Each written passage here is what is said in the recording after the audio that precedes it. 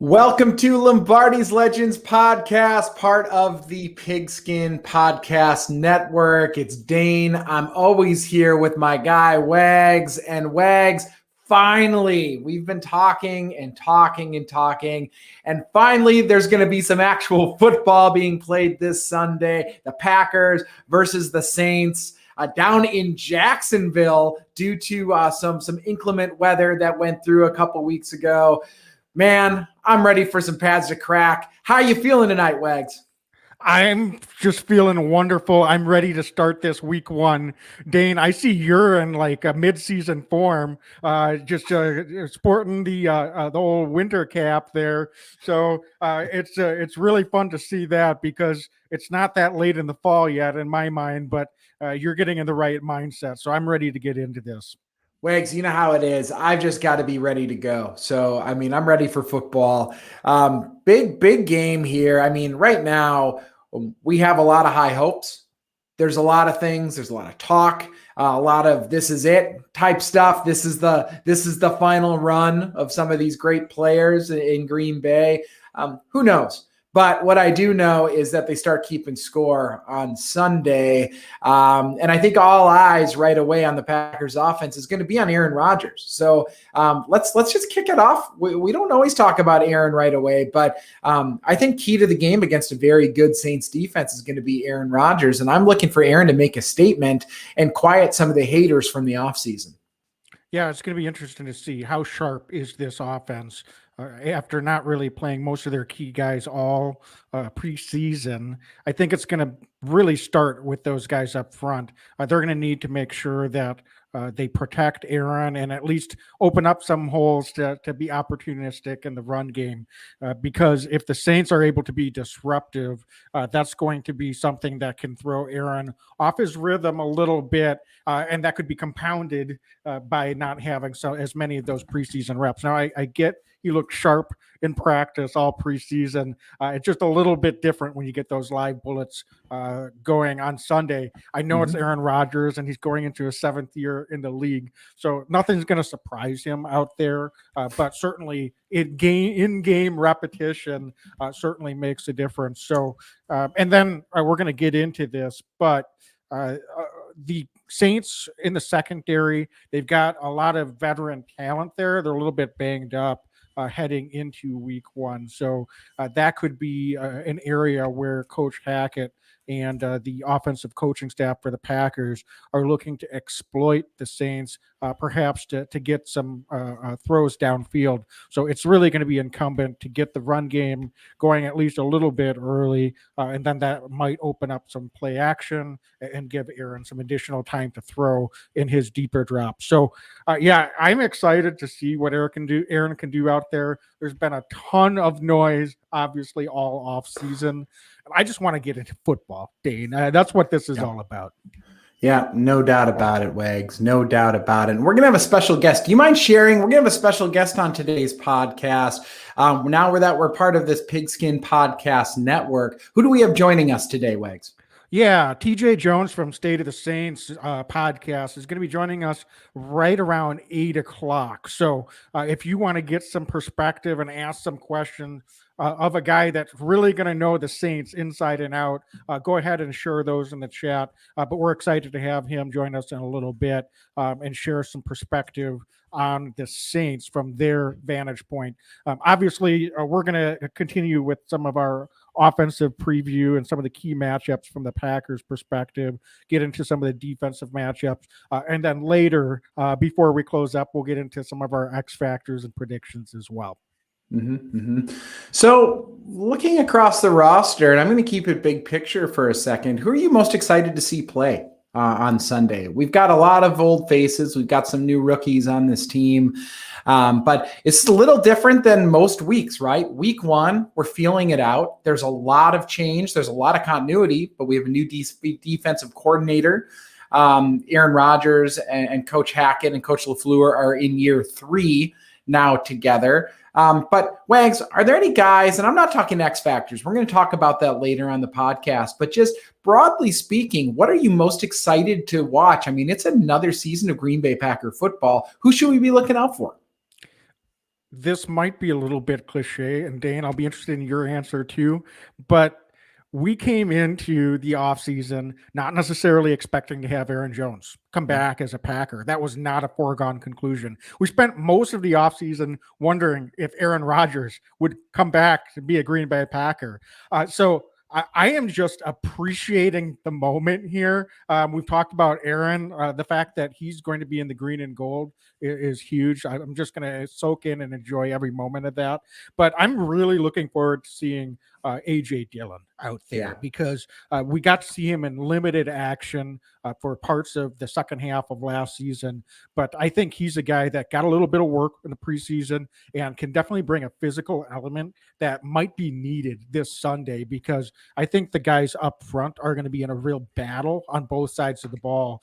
So having AJ Dillon come in and pound the rock a little bit, throughout the game to give Aaron Jones a rest, I think is another dimension that we haven't necessarily had in this offense. I love Jamal Williams. He was extremely productive as a second back in his 4 years in Green Bay. But I think Dillon is someone that I'm really interested to see how he fits in within the flow of the offense, throughout the game. Wags, speaking of AJ Dillon, how many touches do you think is, dare I say, appropriate for AJ Dillon? We just paid Aaron Jones some money, but this has never been an offense under Coach LaFleur where Aaron Jones is getting fed the ball constantly, right? They like to keep him fresh. So what should we expect as Packer fans in week one? And should we temper our expectations with AJ Dillon, or do you think he's going to get a fair number of carries? Yeah, I think that's a really good question. I'll be interested to hear what you have to say. I would say maybe 8 to 10 carries and perhaps a couple of catches. So I'd say about 10 to 12 touches would seem pretty reasonable. It all really depends on game flow. Now, if the Packers surprisingly get out ahead a little bit in the second half, we may see a little bit more of AJ Dillon in the third and fourth quarter. But I'm expecting this to be a back and forth game. So I don't know if I'm going to come in here and predict that he's going to get 15 to 20 touches. I think that would be kind of on the heavy side. So I would say 10 to 12 would be about reasonable. Is that kind of where you're thinking as well? Yeah, I'd say if he hits double digit touches in week one, I'd be a little surprised. I would say he's closer to that 8 range. I know it's semantics. We're talking a couple touches, but there's just so many guys to feed the ball to in this offense. And I think that that's really what I'm excited to watch. There's, of course, individual guys. I know it's not always something that you always watch for, but Elton Jenkins playing left tackle against a really good pass rush is going to be absolutely critical to the Packers' success. I want to see if Elton Jenkins can hold up on that left side because he's been so prolific across the board. Wherever the Packers seem to slot him in, the man can ball. But I want to see as a whole who Aaron Rodgers is looking to in week one. Is he giving what the Saints are giving him? Is he forcing it to certain players? Is he looking to Devontae 25, 30% of the looks? Or is he spreading it out? Is Randall Cobb getting his touches on third down? Lazard, MVS, the list continues. Didn't even mention Robert Tonyan and some of these other great running backs. I think that the key to success in this game, but also something that I think not only this week, Wags, but big picture for the year, 17 games season, is if Aaron Rodgers is able to spread the ball out and get the ball to the guy who's open, not be taking those big shots down the field all the time, and try to just give what the defense gives. I think this team is going to be very, very, very difficult to stop. And I don't care if it's New Orleans Saints or anybody else in the league. The Packers have a lot of weapons and they have the best quarterback in football. Yeah, and Alan Jeanette, thanks for a comment. Happy to see Randall Cobb back. See if he's still got it. I mean, the list goes on and on. I mean, it should make us downright giddy as Packer fans that we've got all these guys in the fold for some of this offseason. Who would have ever thought? Not only that we've got Aaron Jones, not only that Aaron Rodgers is back and seems to be happy out on the football field at least, but Randall Cobb, just one of our all-time favorites. So it's just really exciting to be able to see all of these guys go out there on Sunday. Dane, is there anyone that hasn't been mentioned that at least on the offensive side of the ball, or if you want to go over to defensive side of the ball, that you are really excited to see out there on Sunday as well? Yeah, I think MVS, Valdez Scantling, he's looked more fluid catching the ball this training camp. You and I had an opportunity to see him in person and in practice, and I thought he was just catching the ball more naturally. Something that I've said in previous years is that MVS has, freakish athleticism, incredibly fast, has an ability to get open. And oftentimes that's the hard part in this league, right? Is getting open against NFL level defensive coordinators and defensive backs. And he's not able to complete the catch. He hasn't always looked natural with the deep ball, which isn't a great sign if we're talking about your deep ball threat. But I'll say that he's clearly been working at it in the offseason. Wags, I don't know about you, but he also seems to be more comfortable in his skin this year. He seems to be goofing around a little bit more. He's a little bit more loose. We're seeing more personality from MVS, and I think that's a really good thing. He and Rodgers seem to have a rapport. Last year, Rodgers, if MVS dropped a ball, Rodgers went back at him again. And MVS, more often than not, was able to make Rodgers look good in doing so. I want to see Valdez Scantling complete more receptions this year. If he does that, he blows this offense up even more than they already have the ability to be, because now we're talking about Devontae, who best receiver in football. If you get MVS on the other side catching deep balls and is able to maybe, complete some of those chain movers a little bit more frequently, some of those 7-yard receptions a little bit more frequently, that adds a dynamic to this offense. And mind you, he is in a free agent year as well. Everybody's talking about Devontae. MVS is as well. We've seen receivers in this Packer offense take time to develop. I want to see what MVS can do this week and going forward, because I have really, really high hopes. We believe in MVS. I think that this is a year. Last year was a great taste of MVS. Wags, I think this is the year, and I really sincerely mean this. This is the year that he puts it all together, and he's a guy that folks are talking about week in and week out as a weapon in this offense. Yeah, so let's take a look at the Saints defense and kind of dive into some of these key matchups, starting with the guys up front. So the Packers released their initial depth chart a couple of days ago. It looks like Lucas Patrick, at least as of now, has won the starting left guard competition, and Royce Newman at right guard.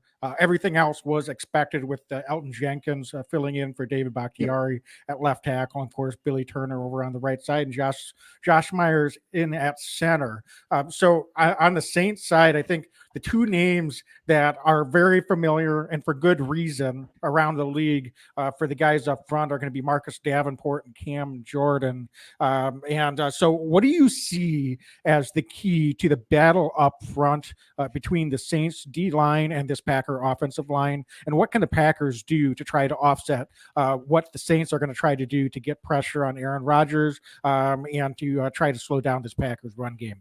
Great question. I think week one, we're going to live and die with if the rookies can hold their ground. Excuse me. Second round pick, Myers at center. We're going to have Newman up there, guard. He was, I believe, a fourth round pick for us this year. I can't recall the last time the Packers had two rookies starting across the offensive line. If they can gel, they haven't had a lot of time. And sometimes with the offensive line, there's a familiarity that takes place too. Guys, there's a trust that needs to be developed over time. This preseason, the Packers have tried every option, I think, to try to figure out who the best two at guard would be. We saw Lucas Patrick. We saw Ben Braden. We saw Newman. We saw Runyon, right? We saw all these different guys moving around while Elton Jenkins is kicked out to left tackle while David Bakhtiari is on the physically unable to perform list. So, Wags, I think looking at this, I think the key is can these rookies hold up? Can they minimize mistakes? And can they start to develop some chemistry and mesh together? The Saints have historically been a very, very talented defense. And I'm curious, our guest today from Saints podcast, I'm curious his take, because all offseason I've heard that the Saints had some salary cap issues and that they've been decimated because of that. I look at the roster and it doesn't look like that. They have an awful lot of talent on that defense still. So I think continuity is key, Wags, and really it's minimizing mistakes, minimizing rookie mistakes. If we can have guys out there that are rookie in name but are playing like 2-3 year veterans, then I really like our chances against the Saints front four and front seven this week. Yeah, and the Saints, I mean, backed at the second level by some really talented linebackers as well, headlined by Demario Davis. This is a guy that can just attack, cover sideline to sideline, and can be really disruptive if he's moving downhill freely. So it's going to be incumbent on that offensive line to be able to make the right reads and get into the second level to at least slow him down and get some bodies in his path. Because if they're able to do that, then I'm really confident that while I don't expect Aaron Jones to necessarily, be consistently picking up 6-7 yards every carry, he can find some holes and some seams if they're going to be able to do that. But if not, Demario Davis is a guy that has a ton of speed and has just racked up a ton of tackles over the years for a good reason. So he can be pretty disruptive if the Packers are not able to make those chip blocks and get some guys downfield and get in his lane. So Dane, then moving into the secondary, we talked a little bit at the top about some of the shorthandedness, perhaps, of the Saints secondary. They've made some move this week. Earlier this week, they picked up Desmond Trufant, who had been released. And then just today, they were able to finalize a trade with the Texans to trade for, talented cornerback from the Texans, Roby. And he's a guy's former first-round pick out of Ohio State. I think he may be a little bit of a stopgap. Seems like trading with the Texans these days is a really good move if you want to get some talented guys on for a relatively inexpensive compensation. I don't know if he's going to be someone that's going to be ready to go on Sunday. He hasn't practiced with the Saints at all, so it'd be hard to imagine that he's going to be ready to go on Sunday. But Ken Crawley has been banged up, hasn't heard all week with a hamstring. Sure. Marshawn Lattimore, we expect him to go on Sunday, but he was a limited participant in practice as well. So I think this is definitely going to be another key to the game plan, is if the Packers do give Aaron Rodgers some time, they might have some advantages against this banged up Saints secondary, especially moving the ball downfield. No doubt about it. Wags, I got to think opposite of Lattimore is where we're going to see Aaron Rodgers going early and often this week. But also, I mean, that speaks really, Lattimore is a beast, and the Saints safeties have played extremely high level of football. Malcolm Jenkins and Marcus Williams are both really good football players. And, I'm also going to lump in CJ Gardner-Johnson into that mix. I really like the way he plays football for the Saints. They move him around when he has opportunities to get on the field. That being said, the national narrative right now, is one thing, but I think knowing what this Packer offense could potentially be capable of, if you're short cornerbacks against a Packers offense that is 5 deep at wide receiver, that doesn't probably bode well for you, right? And I would say that against a team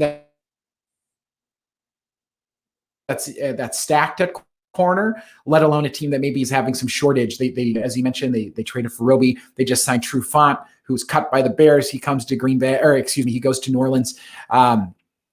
I think that the Packers are going to exploit mismatches. That's something that Coach LaFleur has been very good at in his time in Green Bay, and we're facing Coach Payton is a heck of a coach. He's been a heck of a coach for an awful long time. So I think that there's going to be some mind games potentially being played from the coaching staff this week. But Wags, to your point, down cornerbacks against this Green Bay Packer offense in this year is not a good place to be in. And I expect the Packers to try to exploit mismatches early and often. Yeah, for sure. So moving over to the Saints offense versus the Packers defense, I really think it starts with the guys up front, and then obviously one of the most talented running backs in the league in Alvin Kamara. So the Saints offensive line, they've got a good one, Yeah. bookended by a pair of two of the best tackles in football in Ryan Ramchick, who's very familiar to folks that follow Wisconsin football, and then Taron Armstead, left tackle, might be one of the better left tackles in the game as well. So, and then Cesar Ruiz at right guard is just really, really solid as well. So they've got the guys up front. And I know there's a lot of talk about this is the first year without Drew Brees, but the Saints, I saw, ran the ball under with their offensive system the most since 2000 last year. So they were a run first team last year, even with Drew Brees. And I understand Drew Brees did spend a good chunk of the year hurt, missed a bunch of games. However, from that perspective, I think they're going to try to do the same thing this year. Now, Jameis can chuck the ball. He can make the big plays. But I think really, especially early on and in this matchup, I would expect the Saints to try to limit the number of plays that they're trying to expect out of Jameis Winston at the quarterback position and lean into their strength with those guys up front and Alvin Kamara. Then what you're going to get is a heavy dose of ball control offense. And by contrast, that can keep Aaron Rodgers and their high-powered offense off the field. So I expect the Saints to probably be pretty successful running the ball, unfortunately, but I will be really interested to see what the Packers defense is able to scheme up to try to slow down Alvin Kamara, because while I don't think Jameis is someone that can't hurt us, I would definitely think that the Packers are going to get a little bit of an advantage if they're able to even slow him down just a bit. They weren't really able to do that in our matchup last year. So, Dane, what do you think is the key to being able to slow down Alvin Kamara to a manageable level this week? Wags, if I could figure that out, I'd be coaching on Sundays, I think. He's Kamara, let's face it, he's one of the best players in football. Talk about a mismatch, right? It's really difficult to do that. We earlier this offseason, we had Ty Summers on, who in week 3 met Alvin Kamara, and he even said he's like frickin' Kamara, man, because he's just so good. I'll be curious to see what Coach Barry and this defense throws at him. What a first test for Coach Barry. You know, we did our over-under podcast last week, and I guess the question is over-under the first series before people are calling for Coach Barry to get fired because, you know, it's a Herculean effort to try to stop Alvin Kamara, and I don't care who the quarterback is. It really is. So I expect the Packers to throw a lot of confusion at this Saints offense. I think that knowing Jameis Winston is not Drew Brees, Jameis can chuck the ball, by the way, but he's not Drew Brees. And I think that Coach Barry and company are going to show a lot of different coverages. A lot of different guys are going to be assigned to Kamara, depending on the down and distance, depending on situational football. Wags, I would expect, and I'm curious your take, I would expect to see some of the Green Bay Packers safeties getting some heavy run this week against Kamara. We might see some, line up with Chris Barnes or with side linebackers, but I really, really think we can. Sullivan, perhaps, and down the list it goes. Maybe even somebody like a Henry Black gets out there. I know Vernon Scott's been banged up with some injuries this week and hasn't been able to practice. But I'm naming guys because I think the Packers are going to throw the kitchen sink at Kamara and really going to try to make Jameis Winston beat the Packers in other ways. Remember, Michael Thomas is on the PUP list, right? He's on the PUP list. So we're looking at other weapons. And Callaway last year looked really good for them as a rookie. But we've got Jair Alexander. So who's the major weapon to shut down? It's going to be Alvin Kamara, and I think it's going to be that run game. And I think it's going to be Hill, the backup quarterback / everyman of this offense. So they've got a lot of weapons, but I actually really like the Packers' individual talent to match up with this Saints offensive firepower. It doesn't mean they're not going to get theirs. They're going to, but I like the talent that we have at the defensive backfield, particularly at the safety level, to try to match up and take away their biggest strength, which is Alvin Kamara. Am I off base with that though? Do you think, Wags, or how do you see the Packers scheming? Because we're kind of blind a little bit, not knowing much about Coach Barry's philosophy. We've seen him in other defenses around the league, but never in Green Bay, and he has never had this amount of talent to work with. Yeah, that was definitely one of the criticisms of Coach Patton, is that it didn't seem like he took away the strength of the opposition all that often, and that could be extremely frustrating. So all eyes will be on Coach Barry. Now, it's a lot easier said than done. Just slow down Alvin Kamara. I don't care what you say. That's not an easy task for anyone to do, and pretty much no one in the league is able to slow him down, by the way. So to expect that to happen, it may be asking a little bit too much. I'm really interested to see, you mentioned Marquez Callaway. This is certainly a Saints wide receiver core. They also lost Jared Cook at tight end. Now they've got Adam Troutman jumping in there. And so I think they've got some guys that can stretch the field against this Green Bay defense. So it will be interesting to see what they do to take shots and how much trust they're putting in Jameis early to be able to take some of those shots against this Packers defense, or if they just lean into that run game. But if I'm the Saints, I'm forcing the Packers to stop the run game, because if they can't stop them at all, they will just keep going to that all day long. And it's going to be a rough day for the Packers defense if they're not able to at least force them into some third downs and make Jameis have to convert some of those third and even if it's third and short or third and long opportunities. And that's where we can pin the ears back and maybe dial up some pressure and force them into some mistakes. Wags, what do you make of the Saints' release of Latavius Murray? There had been some rumblings that could potentially expecting to face Alvin Kamara and Latavius Murray. Now we're facing Alvin Kamara and TJAY Jones, who by all appearances had a really good preseason, but it doesn't have the body of work at the NFL level that certainly somebody like Murray has, who's had a fine NFL career. Is that another guy you think we should be circling? Is this TJAY Jones? Because he seems to be the between the tackles runner. And is it going to be telling how well he does based on this Packers front seven, which has been much maligned over the last couple seasons? Do you think that there's a chance here for the Packers to force them into some of these third and longs based on the running back position, but they still got this great offensive line? So I'm just kind of curious your take overall on this running back position minus Alvin Kamara. Yeah, I mean, if he was good enough to beat out, TJAY Jones, by all accounts, hits the hole hard, has really good vision. So the fact that he won that job, I think, just tells it all. So I expect him to be able to come in and contribute. You said it; he had a strong preseason.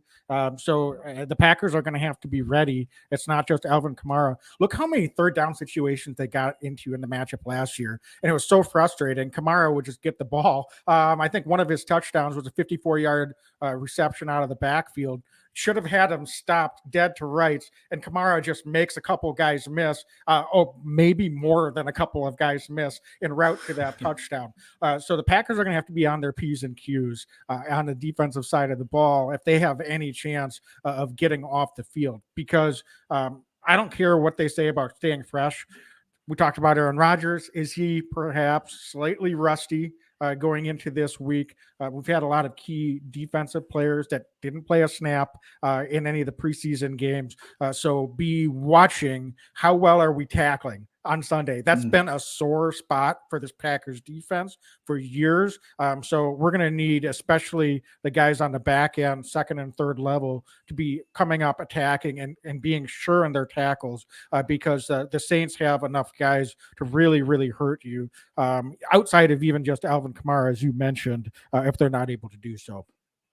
So Jameis Winston, we got to talk about him. He can be magical at times. He's incredibly entertaining to watch, maybe not against your team or my team, but just generally speaking, but he can also be incredibly maddening. for fans of the team that he plays for. Very erratic. He can make incredible throws, but he can also throw picks and all the like. How opportunistic do you see this Packers defense being able to be against Jameis Winston? He hasn't played football really at all, not too much in the last year or so.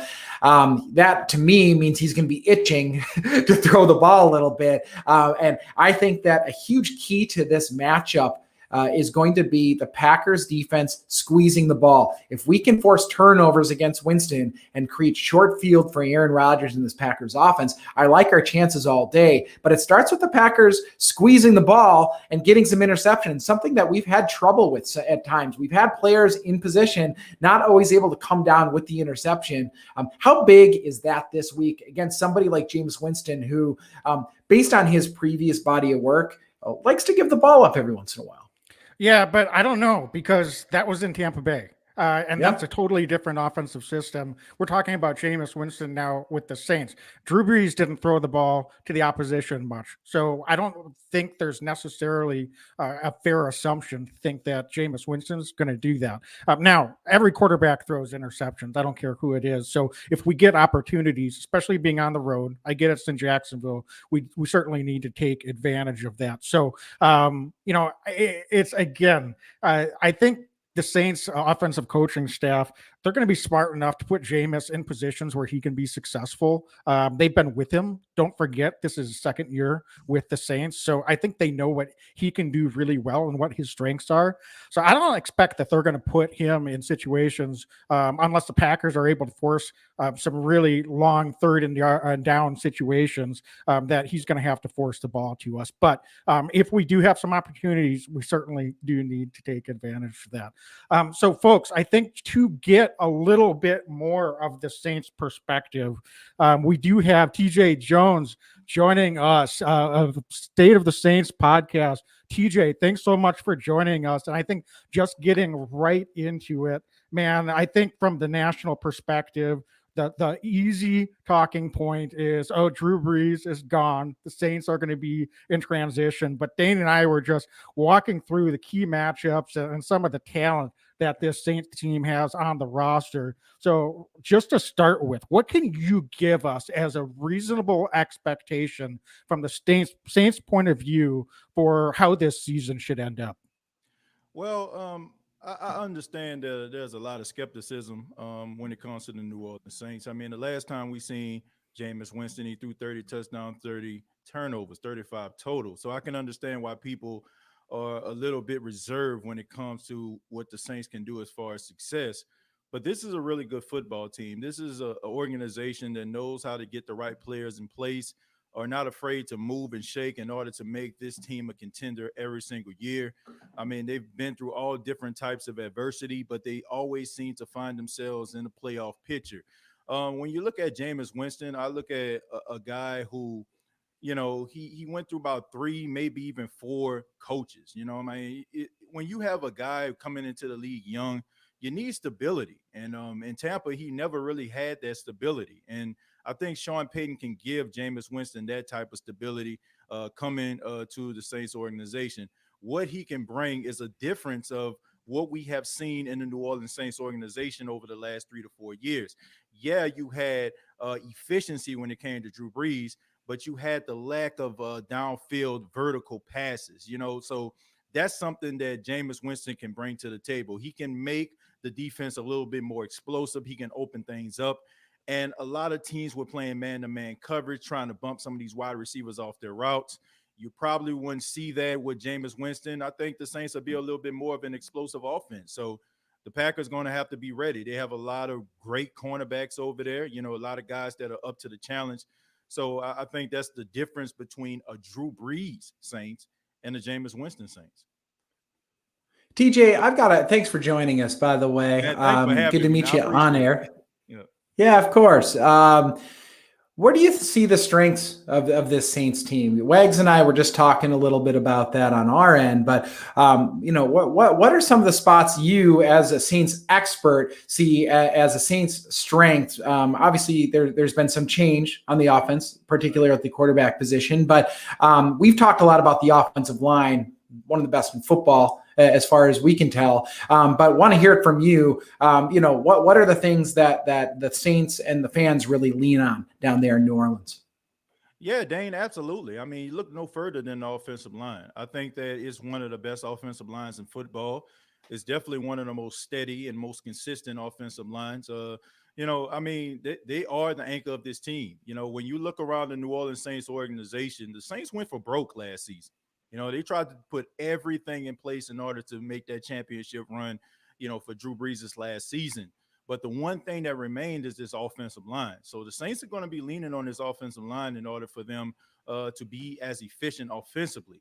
They are the best part of the team to me, But I mean, when you look around, I mean, there's some veteran leadership on the team. Cameron Jordan, he never misses a game. You got Demario Davis at the second level.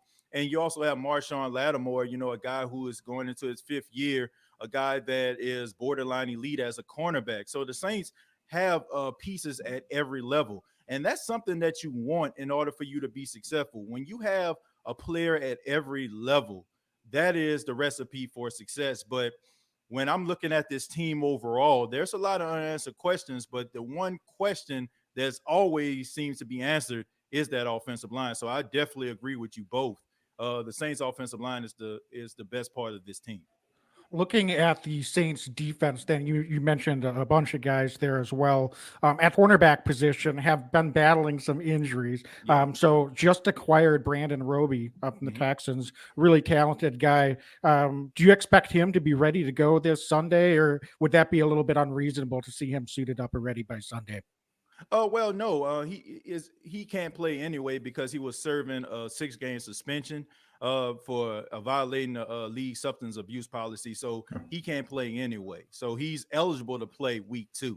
So that falls right in place with the New Orleans Saints. So he's not going to play this week. Definitely see him playing next week. The Saints made a trade. I want to believe they gave up a 3rd and a 6th next year in order to acquire him from the Houston Texans.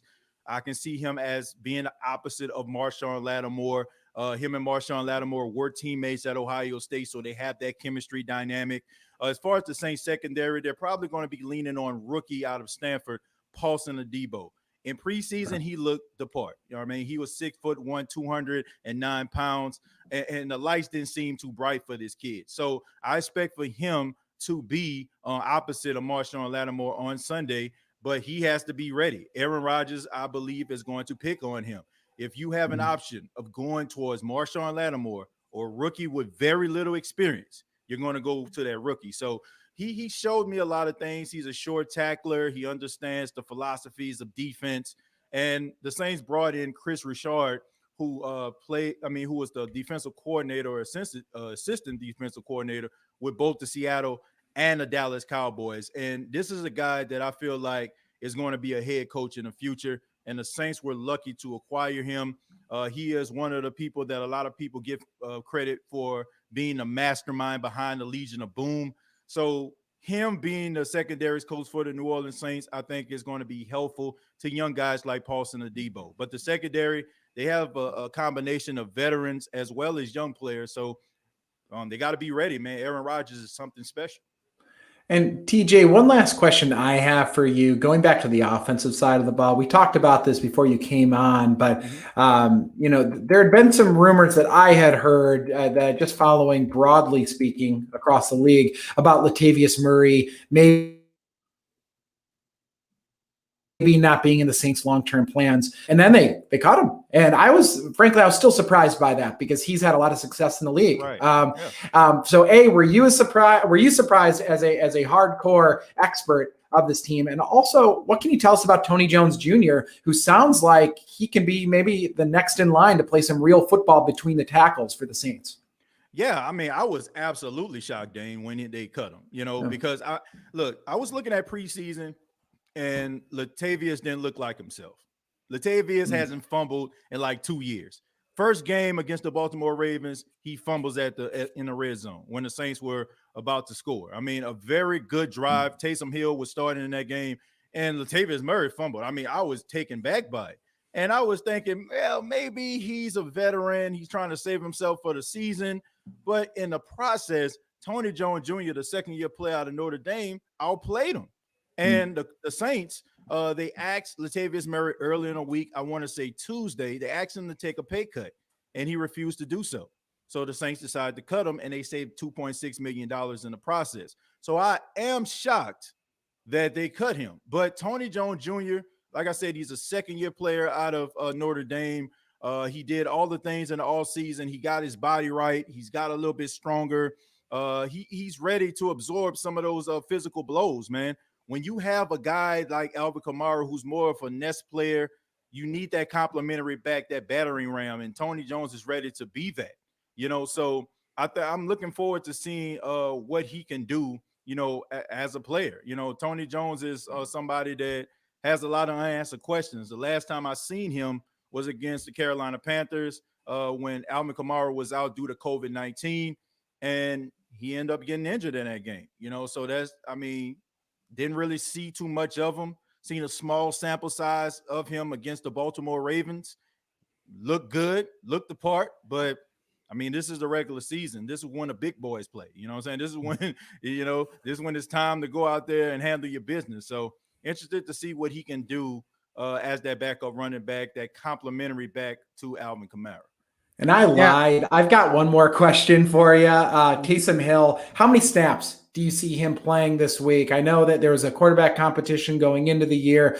He's somebody that's always an X factor for this offense. Every time the Packers play the Saints, it's always, where's Taysom Hill on the field? So how do you see him being used this year, and particularly in week one, since the Packers are facing the Saints in week one?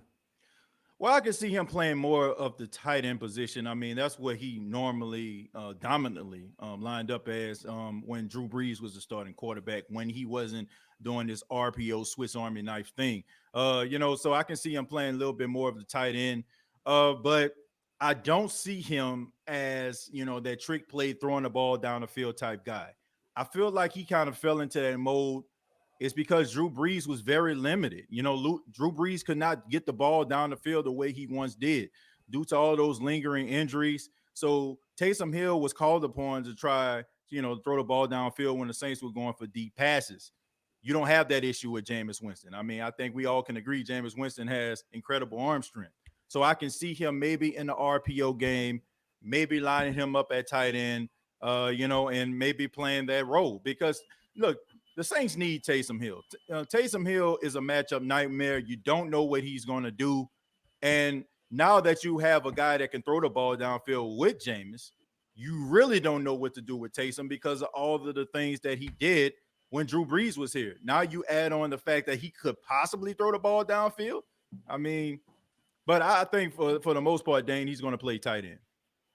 Yeah, and TJ, I've got one question that has nothing to do with the players on the field. Obviously, due to the unfortunate circumstances with the Hurricane Ida, the game did get moved to Jacksonville. We've got two passionate fan bases. So who wins the battle in the stands on Sunday? Who shows out and fills up the stadium the fastest? Is it going to be those Packer fans? We're just everywhere, or the Saints fans that are going to be, just flying down and trying to fill up the stands in Jacksonville as well? Andrew, you gave me a hard question, man. Look, both of these fan bases travel well. I remember watching one game. I want to say you all played the Chargers, and they had more Packer fans than they had Charger fans.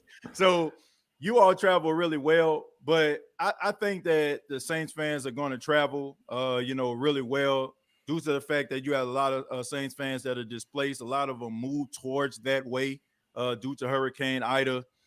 Green Bay Packers, I think it's going to be, the feel of the game to me is probably going to be like one of those games where, you don't know if you're in Lambeau or the Superdome. But I think both fan bases are going to travel well, but just because it's a little bit closer to New Orleans than it is Green Bay, Wisconsin, I think the Saints are probably going to have more fans in the stands than Green Bay. That sounds like a challenge, but we'll see what happens. But anyway, in all seriousness, though, New Orleans, one of my favorite cities. I was just down visiting you all down in last January. So I hope everyone is safe and things can hopefully get back to normal and everyone's getting back into a good situation real soon. But TJ, before we let you go, we'd be remiss if we didn't ask you for a prediction for the game. We're homers, so we won't hold it against you if you make a homer pick here. But we'd love to get your prediction for what you think the score is going to be this Sunday. Man, honestly, Andrew, I don't know. Like, I really don't. Like this, like the Saints and the Packers are like identical team. You know what I'm saying? Like when I look at them, like both of them are like so well put together, and both of them capitalize on mistakes. Like I look at the Green Bay Packers and I look at the New Orleans Saints. A lot of the successful plays I was listening to you all before I got on. A lot of the success from the New Orleans Saints when Alvin Kamara came because Kenny Clark didn't play in that game. He didn't. You know what I'm saying? And Kenny Clark is so important as far as the interior lineman. And I feel like because he wasn't there, Alvin Kamara was able to do some things. Kenny Clark is going to be there. It's going to be tough, man. And I think that a lot of what probably Matt LaFleur has seen on film, he's going to try to bring. They're going to try to neutralize Alvin Kamara. You know what I'm saying? They know it because you all didn't really have that much turnover, so to speak. You know what I'm saying? So a lot of the players that played in that game last season are going to play in this game this season. But I just felt like whoever makes the less mistakes, you know what I'm saying? Whoever make because both teams can capitalize on them. But I think that the New Orleans Saints are going to win this football game by a field goal. I think it's going to be one of those games that is going to be one of those strategic games. There's going to be one of those games, the battle with both of Matt LaFleur and Sean Payton are really good offensively. They know how to put the players in place in order for them to be successful. But I have the Saints winning by a field goal just due to the fact that Aaron Rodgers does not do well in Florida. And I think that has a lot to do with the fact that the game is in Jacksonville. Sean Payton is extremely superstitious, meticulous, and very cerebral. So I think he looked at the numbers when it comes to Aaron Rodgers playing in Florida.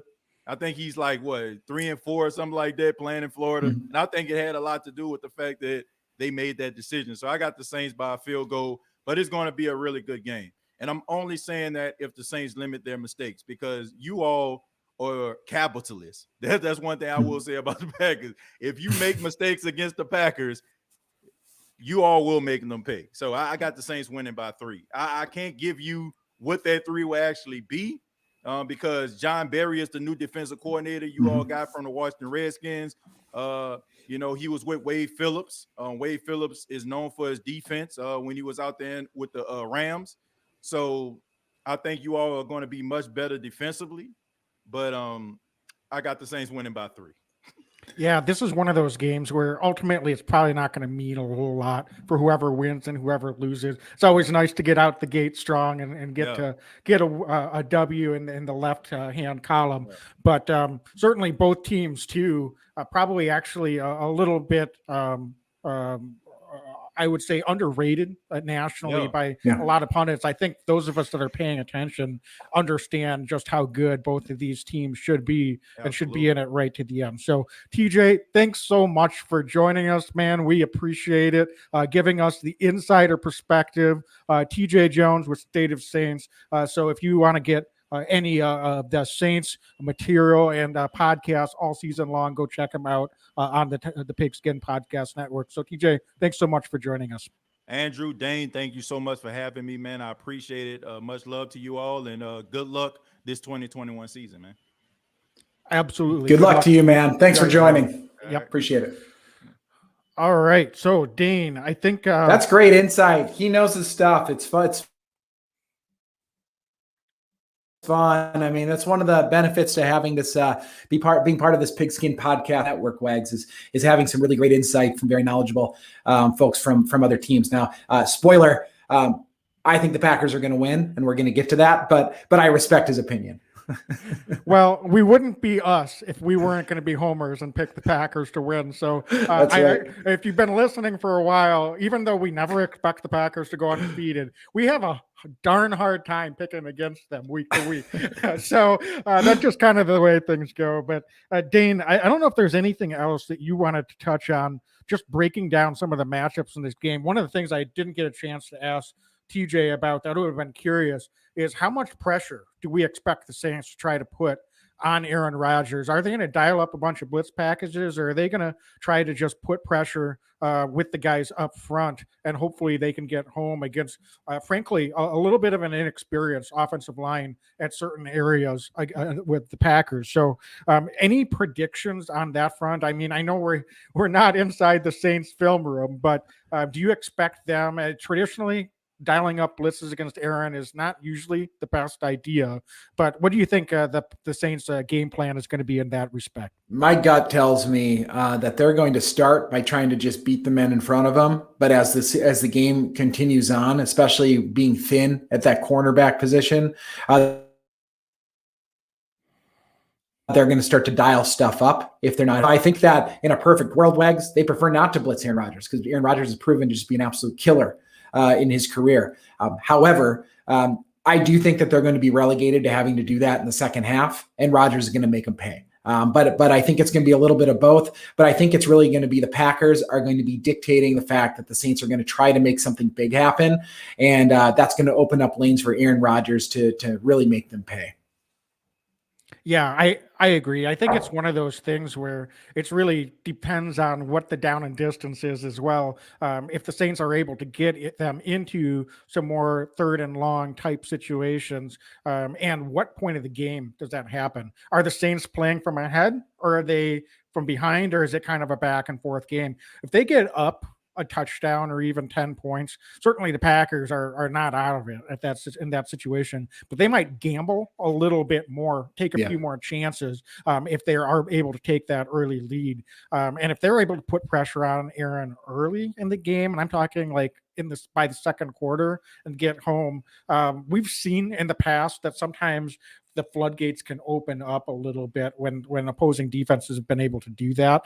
So I think it's going to be really incumbent on the Packers to start fast, not turn the ball over themselves, and avoid having to be in a comeback situation, because this is a Saints defense that can hurt you at all points of the field with the pressure that they can bring. So the Packers will certainly have to be prepared for that. So Dane, shifting then, I think let's get into some of the X factors. This is one of the things that we like to do every season before each game, pick an offensive and defensive X factor. I'm going to kick it over to you. You can lead us off. You have the honors for picking the first X factor for the Packers in 2021. I'll let you decide whether you want to go on the offensive or defensive side of the ball as well. So the floor is yours. It's completely wide open. Who you got as an X factor coming into here at the week one? Wags, I'll start off strong. We're going to go on the defensive side of the ball. We're going to talk about our first round pick, Eric Stokes. They're not throwing to Jair Alexander. Are you kidding me? There's no way they're going his way. I think the Packers are going to do enough against Kamara. Kamara's going to get his. But I think that the Packers are going to do enough, and they're going to get the Saints down, and they're going to force Jameis Winston to have to, drop back, throw the ball, and he's not going Jair, so he's going the other way. They're going to go against the young guy. They're going to go against the rookie. I have a lot of faith in Shandon Sullivan in the slot, so I think that we're going to see them go into the outside. I think we might see some Callaway versus Stokes at different parts in this game. And I expect Eric Stokes to play really good football. We're going to see him look like a rookie at times. Corners get beat. We might see him get beat a couple times in week one. But my X factor is Stokes, and I think he's going to hold up. The Packers threw him right into the fire during training camp. He was going one-on-one against Devontae Adams versus Aaron Rodgers. I mean, that's not fair to do, but they're mentally preparing him for the season. A lot of talk. He's gained a lot of respect from his teammates in the locker room. I'm excited to watch him play, but if he can ball the way the Packers think that he can and the way I think that we think that he can, this Packer team is going to win on Sunday. And I expect Eric Stokes to show up big on Sunday for the Packers. That's my X factor. And right now, he's going to be on the field plenty. We know that. Yep. Right now, Kevin King is actually still listed as the starter opposite Jair Alexander on the depth chart. Either way, we know Eric Stokes is going to be on the field an awful lot. So if he can make that immediate impact, that certainly would be a welcome lift for this Packers defense. For me, on the defensive side of the ball, I don't know if he really qualifies because he just got named the captain, but I'm going to go with Adrian Amos as the X factor. I think that we talked about quite a bit before TJ joined and during with what Saints offense is going to try to do with Jameis is they're not going to put him in a position where they're going to force him to make big plays, but he's still going to take a couple shots downfield. And I think that's where Adrian Amos and Darnell Savage are going to have to be on top of their game. And if they get a jump ball situation, it's just a matter of who wins that battle. Adrian Amos is not typically a guy that gets a lot of takeaways throughout his career, but I think that he's going to be incumbent on protecting that back end, because I actually think Darnell Savage might be utilized pushing the ball and trying to help out against Alvin Kamara a little bit more.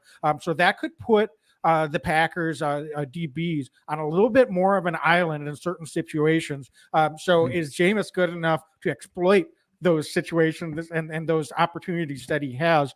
Certainly, but the Packers have a lot of talent on the back end as well, and I think it starts with the captain, Adrian Amos. So I expect him to make a big play or two that can hopefully turn the tide and keep the Saints offense from putting up too many points on the board.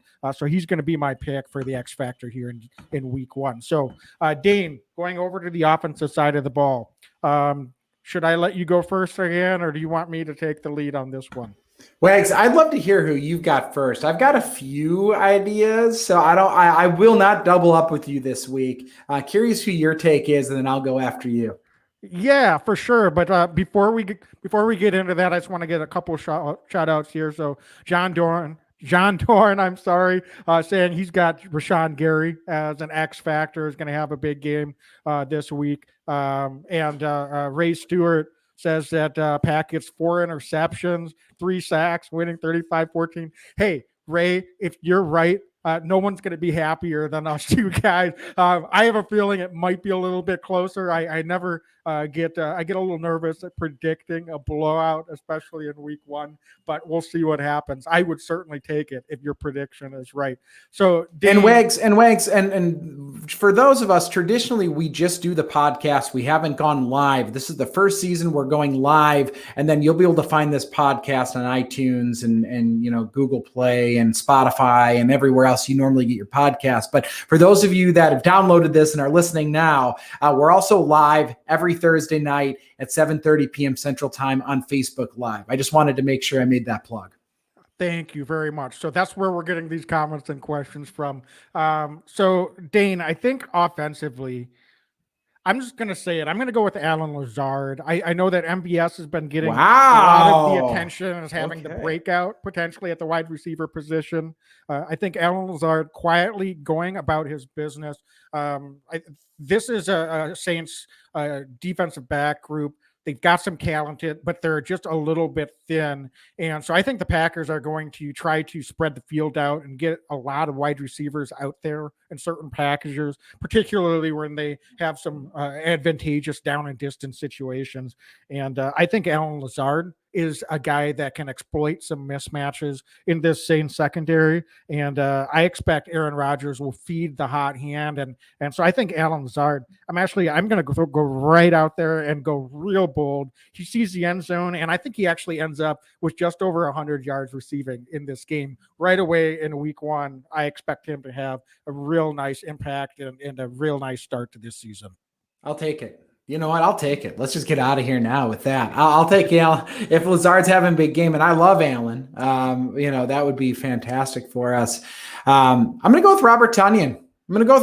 Jr. He's a guy, we're talking about the wideouts, and I think what's going to end up happening is this Saints defense is going to be so keen on stopping the wide receivers because they're thin at corner, that Robert Tonyan's going to break loose a little bit here. And they're going to just have a hard time, they being New Orleans defense, covering everybody that the Packers throw at them. I think the Packers are going to do a lot of different looks throughout the game, and Tonyan's going to be a big body inside the 20s. He's also going to move the chains a couple times. I don't know if he gets 100 yards, Wags, but I think Robert Tonyan gets in the end zone for the Packers. I think that he continues to improve on his run blocking as well, which, you're not necessarily going to see jump off the screen at you, but he's going to do enough of the little things, but also is going to have that big touchdown catch for the Packers. I expect Robert Tonyan to have a pretty nice day on national TV. I think it's the game of the week, Sunday afternoon. I expect Robert Tonyan to continue progress from last season, catches a touchdown, about 80 yards for the Packers. Not a monster game, but no one seems to be talking about Robert Tonyan this week, and he's going to put his stamp on that number one tight end spot for the Packers. Yeah, for sure. I would definitely be pleased to see Robert Tonyan. There's so many options, Dave. Yeah. We didn't talk about Aaron Jones or Devontae Adams or Randall Cobb. I mean, who knows? It could come from anywhere. Hopefully, there is multiple guys that are having a positive impact on this game on Sunday. So, prediction time. Dane, I'm going to go right out and say it. I'll let you create a narrative. I think this is a close game, goes back and forth. To me, the Saints are going to try to control the clock a little bit, time of possession. So that might limit some of the offensive opportunities that the Packers have. They're not going to go down and score on every possession. So this could be a little bit lower scoring to start the game than what folks might expect. I think these are two defenses that are better than most people think they are. So it's going to be a little bit back and forth. Ultimately, I like the Packers taking the lead in the third quarter, going into the fourth quarter, just holding off the Saints in a one-score game. Mason Crosby kicks a field goal late in the fourth quarter to put the Packers up 7. And then Adrian Amos makes the game-sealing interception when Jameis is trying to make a big play late in desperation to bring the Saints back and tie the game. I've got the Packers 27, the New Orleans Saints 20. A close game all around, but the Packers do just enough to pull this one out in week 1. I'll take it. I'll take the W, Wags. And I think you're onto something there. I've got a little larger score. There's an old saying that if you're kicking field goals, you're probably losing the game. You always want to get points, but you also want to get 7 whenever possible. I think that early on, Packer fans might be pulling their hair out a little bit. There might be a couple miscommunications on the offensive line early on. Packers may be a little slow getting the run game going as a result of that. May also see a breakdown on the defensive side of the ball. We saw it a couple times in training camp where offensive players for the Packers kind of just got open against a defense. Like they got lost in the backfield and the back end, I should say, of the defensive backs. I think the Packers will clean that up as the game wears on. I think the Saints kick a fair number of field goals early. They get a short field here or there, maybe on a punt. However, I think the Packers take control in the second half. And I think that the Packers end up winning 38-30. It's a close game, but it's not quite as close as it looks. In the fourth quarter, the Saints are trying to play catch up, and the Packers defense is able to pin their ears back a little bit, and Jameis Winston plays into their hand. I think Darnell Savage also has a game to remember. I think Amos Wags is going to be up in the box a little bit more in this defense. Savage is going to be able to range around a little bit. I think he gets his hands on one from Jameis Winston. I think Rashawn Gary has a nice fourth quarter as well. And these Packers, these young guys that we're relying on, set the tone early in the season. Packers 38, Saints 30. We get the heck out of Florida. We head back to Wisconsin.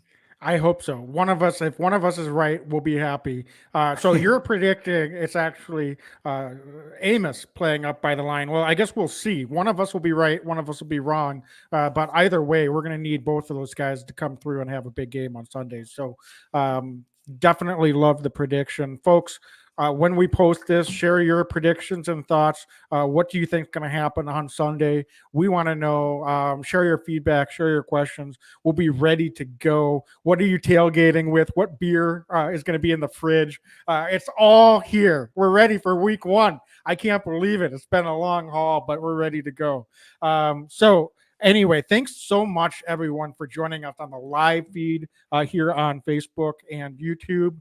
As Dane mentioned, we'll be doing the live stream of the podcast every Thursday during the season at 7:30 Central. If you're not able to join us live, definitely feel free to pop in questions before the pod. We'll share those questions throughout, or download us and listen to us after. You can, wherever you get your podcast, iTunes, Spotify, Google Play, etc. So we appreciate you listening. And Dane, anything else that you want to plug or share before we sign off here?